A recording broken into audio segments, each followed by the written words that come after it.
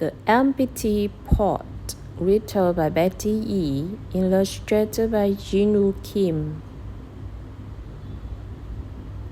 A long time ago, there was a boy named Chance. He lived in China with his mother.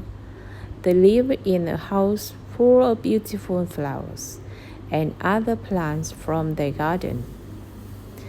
The Emperor of China was a very old man. He didn't have any children. He worried about who would become the next emperor. The emperor decided to choose the next emperor from among the children of his country. He told his people, "I will give a flower seed to every child. In a year's time, come back to the palace with your pots."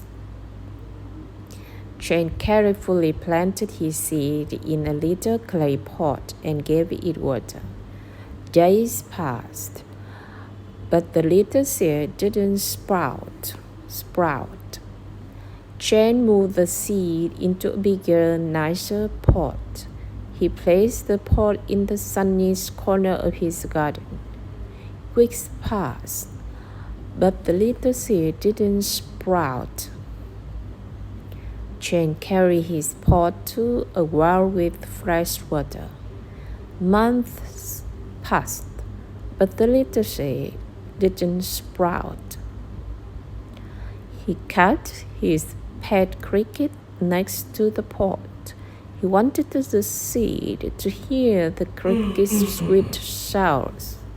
Seasons passed, but the little seed still didn't sprout.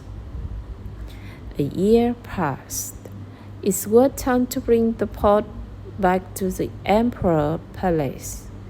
Chance was sad. His seed hadn't sprouted at all. His mother found him crying in the garden. "You did your best," she said. "Bring your pot to the emperor and tell him what happened." Children came to the emperor's palace with their pots full of flowers. Chance looked down sadly at his empty pot. The emperor walked slowly through the crowd of children and flowers. Something was wrong. The emperor didn't look pleased. At last, he came to Chance and his empty pot. "What's this?" the emperor demanded. "Why is your pot empty?" he asked. Chance sighed. "I'm sorry. I put the seed in a pot. I moved it into a bigger, fancier pot.